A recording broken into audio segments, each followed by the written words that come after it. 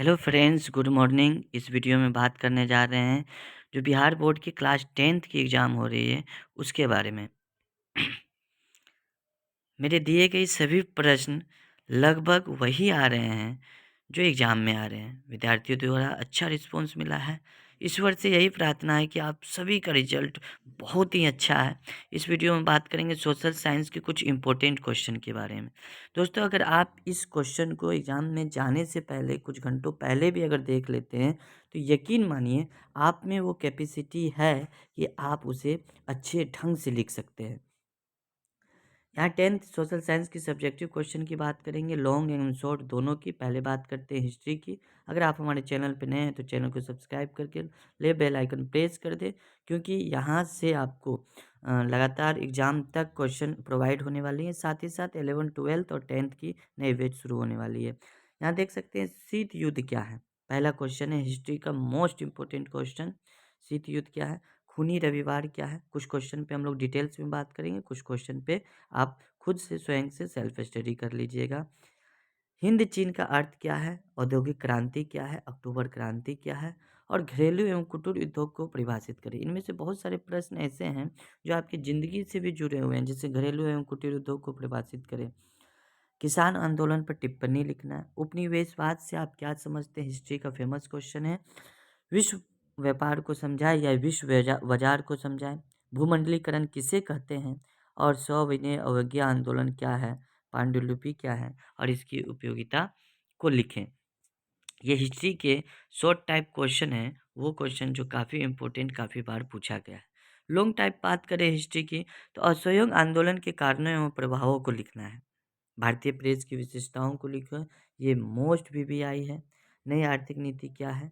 जुलाई 1830 की क्रांति का विवरण देना है। और रूसी क्रांति पे मार्क्सवाद का क्या प्रभाव पड़ा है। अंतिम क्वेश्चन है हिस्ट्री का लॉन्ग का कि भारतीय राष्ट्रीय आंदोलन में महात्मा गांधी की क्या भूमिका थी, उल्लेख करें। तो ये सारे क्वेश्चंस अगर आप एक बार ज़हन में अपने रख लेते हैं, यकीन मानिए आपको एग्ज़ाम हॉल में आपका हाथ नहीं रुकेगी। अपनी भाषा में अच्छे तरह से लिख पाइएगा और एग्ज़ामिन जो है वो आज कॉपी चेक करने वाले वो बहुत खुश होंगे, अच्छे नंबर लाएंगे। दोस्तों, इसी उम्मीद है कि आप लोग अच्छे करें आगे, क्योंकि ये मैट्रिक मंजिल की पहली सीढ़ी होती है। अब बात करते हैं अगले सब्जेक्ट की। सोशल साइंस के अंतर्गत पॉलिटिकल साइंस की बात करेंगे। तो पॉलिटिकल साइंस में आप यहाँ पे देख सकते हैं इम्पोर्टेंट क्वेश्चन शॉर्ट टाइप की पहले बात कर ले, उसके बाद लॉन्ग टाइप की बात करेंगे। राजनीतिक दलों के प्रमुख कार्य बताएं कि राजनीतिक दल का प्रमुख कार्य क्या है। नगर निगम के आय के प्रमुख स्रोत क्या हैं। संघात्मक शासन क्या है। ग्राम पंचायत के प्रमुख अंग कौन कौन से हैं। दल बदल कानून क्या है। ये ऐसी क्वेश्चन है ना, एक बार पढ़ लेने के बाद आपको रट्टे मारने की कोई आवश्यकता नहीं पड़ेगी। चिपको आंदोलन क्यों और कहाँ हुआ था। धर्मनिरपेक्ष राज किसे करते हैं। और समवर्ती सूची क्या है। राजनीतिक दल लोकतंत्र में क्यों आवश्यक हैं। आतंकवाद लोकतंत्र की चुनौती है कैसे। और लोकतंत्र में सत्ता में साझेदारी का क्या अर्थ है। संघीय शासन की दो विशेषताएं बताएं। और क्या शिक्षा का अभाव लोकतंत्र के लिए एक चुनौती है या अशिक्षा लोकतंत्र के लिए अभिशाप है कैसे। जन संघर्ष आंदोलन किसे कहते हैं। ये तमाम क्वेश्चंस बहुत पॉलिटिकल साइंस के लिए शॉर्ट टाइप के लिए बहुत इंपॉर्टेंट हैं। और कुछ क्वेश्चन ऐसे हैं जो लॉन्ग टाइप में भी पूछे जाते हैं, जैसे आतंकवाद लोकतंत्र के लिए चुनौती है कैसे। वीडियो के लास्ट में इसका आंसर पर भी बात करेंगे।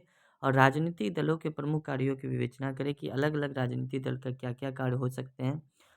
भारतीय लोकतंत्र की दो चुनौतियों का वर्णन करें और लोकतंत्र शासन प्रणाली में राजनीतिक दलों की भूमिका की विवेचना करें। और त्रिस्तरीय पंचायती राज व्यवस्था से आप क्या समझते हैं। ये पॉलिटिकल साइंस के लॉन्ग और शॉर्ट टाइप के बहुत महत्वपूर्ण क्वेश्चन थे, हैं जो आपके एग्जाम के लिहाज से काफ़ी इम्पोर्टेंट है। बात कर लेते हैं इसके आंसर की। आंसर की बात करने से पहले हम बात करते हैं कि आपदा प्रबंधन क्या है। आपदा प्रबंधन से आप क्या समझते हैं। सुनामी से बचाव के लिए उपायों को लिखो। बाढ़ से 3 हानियों की विवेचना करें। भूकंप से बचाव के किन्हीं 3 उपायों को लिखें। सुखाड़ से बचाव को लिखें। ये ऐसे क्वेश्चंस हैं कि अगर आप इसे पढ़ लेते हैं, ये हमारी आम जिंदगी में घटते आया है ये सभी परिघटना। क्या आवश्यकता है इसको याद करने की, बस एक बार पढ़ लें सेंटेंस कैसे लिखा जाता है। और हिस्ट्री में बात किए थे शॉर्ट टाइप में कि शुद्ध युद्ध क्या है। तो दोस्तों इस तरह से लिखिएगा अपनी भाषा में, नो बुक की लैंग्वेज, बुक से पढ़िए, खुद की भाषा में लिखिए।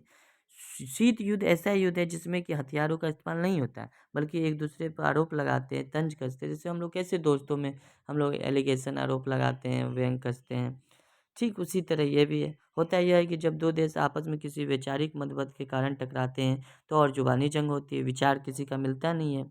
इसे शीत युद्ध कहा जाता है। और शीत युद्ध के दौर से आज भारत, चीन, भारत, पाकिस्तान गुज़र रहा है।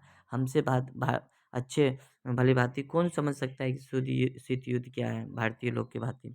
हिंद चीन का क्या अर्थ है? मोस्ट वीवीआई क्वेश्चन कि दक्षिण पूर्व एशिया में हिंद चीन देशों से अभिप्राय तत्कालीन समय में लगभग 3 लाख वर्ग किलोमीटर में फैले उस प्रायद्वीप क्षेत्र से है, जिसमें आज के वियतनाम, कंबोडिया और लाओस के क्षेत्र आते हैं। अगला क्वेश्चन है कि रेशम मार्ग से आप क्या समझते हैं?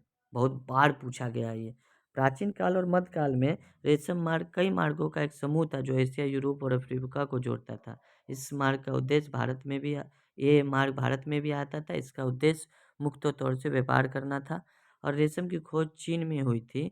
और इस जो है ये रोड रेशम मार्ग का नाम रेशम मार्ग इसलिए पड़ा क्योंकि इस मार्ग से रेशम का व्यापार बड़े स्तर पर किया जाता था। ठीक है? अब आतंकवाद लोकतंत्र के लिए चुनौती है कैसे? तो ये क्वेश्चन लिख कर दिखाने का तरीका मकसद यही है दोस्तों कि आप इसी तरह लिखें, अच्छे राइटिंग में, अच्छे लैंग्वेज में। आतंकवाद लोकतंत्र के लिए बहुत बड़ी चुनौती बनकर सामने आई है। इससे देश के अंदर दहशत का माहौल उत्पन्न हो जाता है। ऐसी घटनाओं से राष्ट्र को आर्थिक नुकसान पहुँचता है। परिणाम स्वरूप देश का विकास धीमी पड़ जाती है या बोल सकते हैं कि देश की जो तरक्की है वो रुक जाती है। आज हमारे देश की कुछ यही हाल है। और आज हमारे देश ही नहीं बल्कि विश्व के सभी देश आतंकवाद से निपटने के लिए अपनी पूरी शक्ति का प्रयोग कर रहे हैं। इससे निपटने के लिए सभी देश को एकजुटता दिखाना पड़ेगा। अब इसका निष्कर्ष क्या निकलता है कि किसी भी लोकतंत्र के लिए आतंकवाद एक ऐसा दीमक है, एक ऐसा कीड़ा है जो देश को अंदर ही अंदर खोखला और बेजान बना देती है। तो ये अगर ऐसे लिखते हैं, यकीन मानिए आपका 4 में 4 देने से कोई नहीं कतराएगा, कोई नहीं गुरेज करेगा। तो दोस्तों वीडियो बनाने का यही मकसद था कि आपको कुछ नहीं कुछ आपको हिंट्स मिल जाए, आपको मदद मिल जाए। मिलते हैं नेक्स्ट वीडियो में नेक्स्ट अपडेट के साथ, अगली एग्ज़ाम के सजेस्टिव क्वेश्चन के साथ। इसी उम्मीद के साथ कि आप हमारे चैनल पे नए हो तो चैनल को सब्सक्राइब कर बेल आइकन प्रेस कर दें। धन्यवाद।